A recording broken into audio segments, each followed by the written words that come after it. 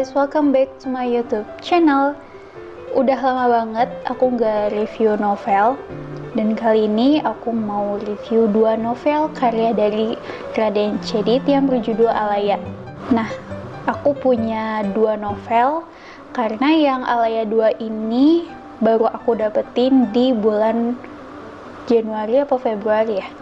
Kalau nggak salah ini tuh bulan Februari awal gitu. Oke, tanpa berlangsung lama, kita langsung aja. Nah, ini buku yang pertama dari Alaya. Dia covernya hitam, dan gambar ini warnanya ungu. Ini cover depannya, ini cover belakangnya, dan ini untuk sinopsisnya.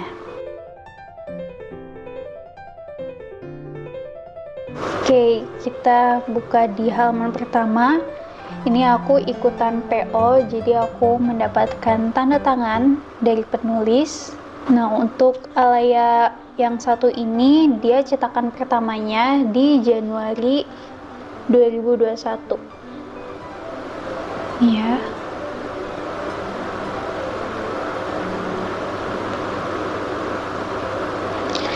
Dan diterbitkan oleh Fantasius.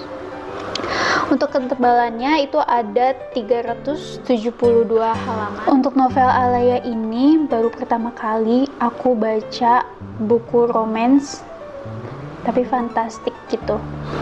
Jadi novel ini tuh mengisahkan tentang putri mermaid yang mana dia mempunyai sebuah kekuatan yang tanpa ia sadari. Nah, di halaman pertama ini dia tidak diceritakan dia awalnya dari laut mana, lalu bertemu dengan siapa, enggak, tapi ini tuh langsung dia terkurung oleh pamannya yang bernama Kai. Nah, di situ juga dia ditemani oleh Zito, teman Kai selama dia berlayar mencari ikan. Nah, kemungkinan juga aku menerka dia ini menemukan Alaya pada saat dia ingin mencari ikan di laut.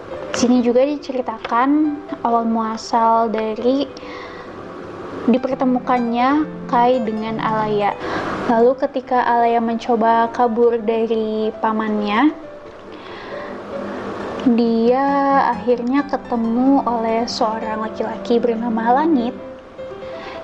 Yang awalnya Langit ini hanya menemani kakaknya yang bernama Ragas di rumah sakit, lalu ketemu dengan Alaya. Alasan Alaya dengan dunia ini membuat Langit ingin terus menjaga dan menjadikan Alaya miliknya, hingga kenyamanan muncul dari keduanya.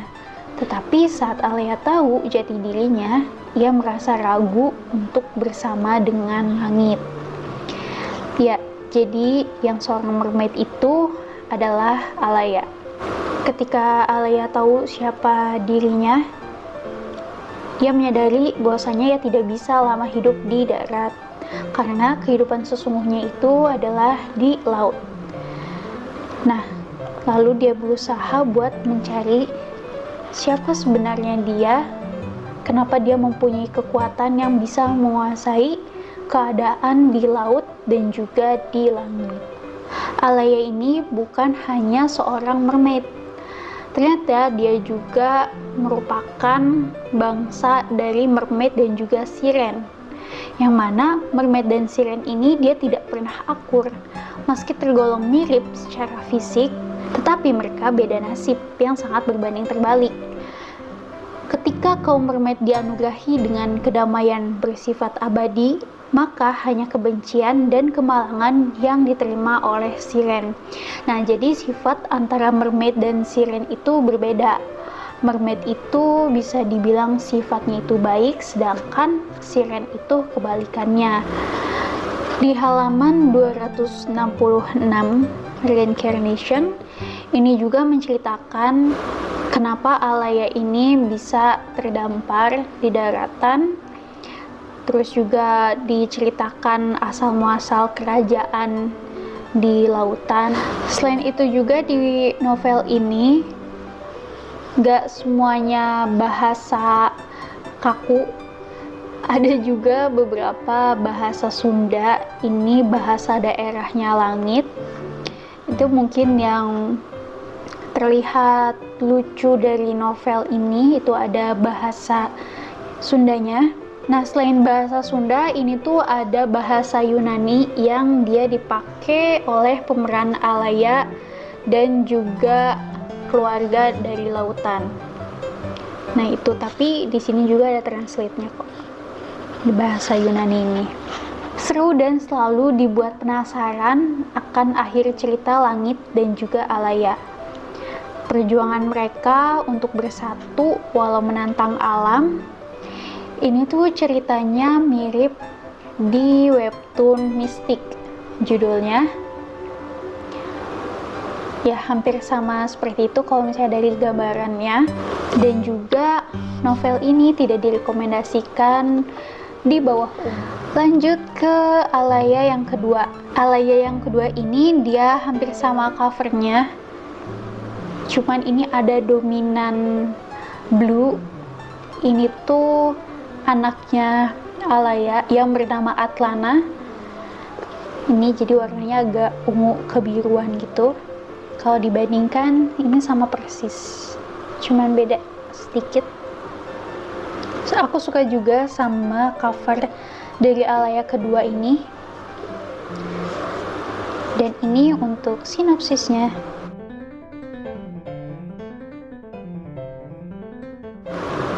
Oke, di halaman pertama sama aku mendapatkan tanda tangan dari penulisnya. Nah, aku ikut PO.